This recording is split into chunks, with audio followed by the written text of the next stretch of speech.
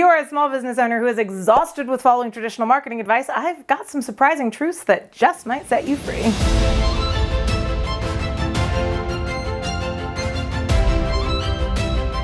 So these are the marketing tips that I wish someone had told me a lot sooner that would have saved me a lot of heartache and wasted energy. Tip number 1, you don't have to niche down to be successful. I have heard this a million times. You have to niche down. The riches are in the niches, which when I was first told that years ago by a gentleman, my ADHD ass automatically countered with, that's not how you pronounce niche, which is not a great way to win friends and influence people, in case you were wondering. Here's what I have learned over the years, because I definitely spent a lot of time like agonizing over what my niche was supposed to be and pursuing a niche, starting to do well with it, getting clients in that niche, and then realizing I didn't want anything to do with those clients, and then trying to like readjust and go for a different niche. This was literally years and years of struggling to try and find this. And a lot of times, a lot of marketers will tell you that you need to niche down because they're trying to help you be memorable. It's a lot easier to remember someone if they have a specific demographic that they serve, as opposed to just a generalist. For example, I use financial planners all the time because I talk to a lot of financial planners. And if you have a financial planner who can take care of anyone, everyone, they're just not super memorable because there are so many financial planners. But if you have a financial planner that works specifically with divorced women who are getting on their feet and getting their finances in order, that is a very specific individual who is a lot more memorable and going to get more specific referrals. So I do get it. I get why all of these marketers say you need a niche. However, what most of them are not actually connecting the dots on is that we need to take this a step further.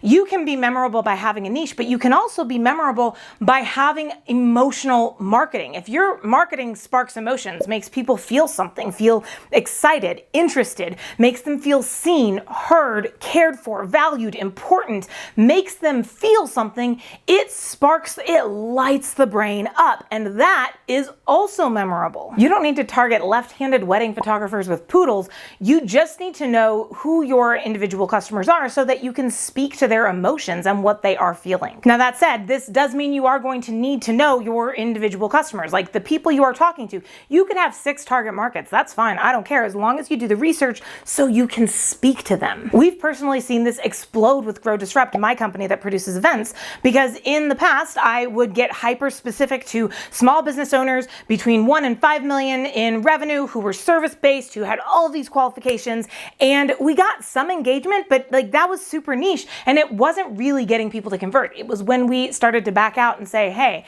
we realize that first of all, our niche is ADHD and they fall inside of these parameters, but we also started to understand their emotions and say, look, we get you, we see you, and we've created a space where you can be seen, you can be yourself, and because you can be yourself, you can grow your business better. That is when our marketing, our events started to actually take off. Tip number 2 is that social media is not going to save your business. So look, there's a lot of small business owners out there who seem to feel like the only marketing you need to do is posting on social media, or that is all you need to do in order to generate sales, or whatever. And there are always unicorns out there, but I can tell y'all from experience and from having had a lot of conversations with a lot of these individuals, most of the people who are relying exclusively on social media for marketing their businesses are not actually doing as well as they portray themselves to be doing. They're trying to play up the good pieces of the business because they rely on it so heavily and they want people to want to buy from them. But the reality is a lot of them, either they are bringing other stuff into play or they are struggling more than they will admit. And I'm not trying to air anybody's dirty laundry there, but I do want to break down a myth that is causing a lot of people to put a lot of emphasis and energy into social media when that is not what's going to save or help their business thrive. Social media is a supporting actor. It is not the lead. It greases the wheels for what you are doing elsewhere, but it does not drive the engine. The way I always talk about social media is that it is an accelerant of everything you're doing elsewhere. If you have a strong community brand, you have strong network engagement, you have strong marketing activities you are involved with, social media will make them 10 times more effective. But when you are just doing social media, it's not going to go anywhere because it is trying to drive attention and engagement just online, just in one place. That is easy to ignore. There's this pervasive belief in terms of social media idea that if you can just get something to go viral, like that's all you really need, right? Then you can ride the wave from there. But the reality is going viral is a double-edged sword. First and foremost, because viral posts don't always convert. Just because someone saw your video and a lot of people saw your video doesn't mean they actually want to buy from you. Secondly, when you go viral, you often end up with a ton of followers who followed you for that video about your dog, but they want nothing to do with buying your legal services. Well, that's a problem now because you have a ton of followers who want dog videos, and so when they get served your legal services videos, they're not going to engage over here, which is going to tell all of the social media platforms that your content isn't feeding your audience. And so they're going to show it to fewer and fewer people.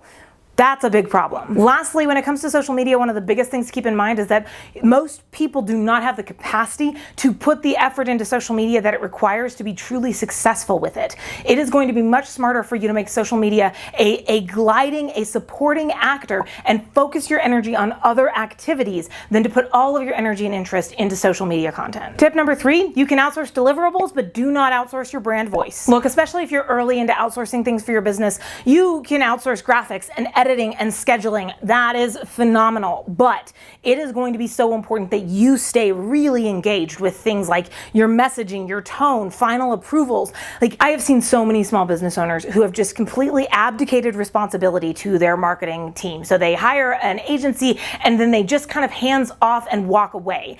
And I have even seen this happen where they have hands off and walked away when they have put someone else on their team in charge of it, someone else on their team who doesn't understand the brand as well and who is constantly giving conflicting instructions. You as the small business owner are probably the only person who intimately knows your brand. If your audience is following you, which most of them are, your content needs to sound like you. You need to be the person who is sparking all of that. You need to be the person who's sparking the marketing. Let other people convert it into things like blogs and articles. Let other people do the editing, but your brand voice, you need to understand when you are putting together an ad or whatever you're putting together, it still has to feel authentic to you. As like a kind of side but related piece, I have seen a lot of small business owners who hire a marketing expert and then just kind of abdicate giving feedback or guidance to that expert because they're like, well, the expert knows what they're talking about.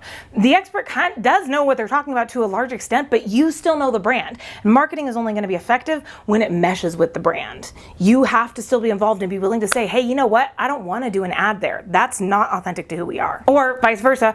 I just don't want to do an ad like that. That is not what I think is going to attract people to us. My bonus and kind of related tip here is that consistency is overrated unless it is consistency in your messaging. Everyone focuses on, I've got to, show up consistently. I've got to post constantly. I've got to be posting 6 times a day at 9 a.m., at 9:03, at 10 a.m., at 10:42, whatever. That is not the kind of consistency that's going to help you grow. The kind of consistency that's going to help you grow is exactly what I just talked about, which is your messaging. You want the quick and dirty recap?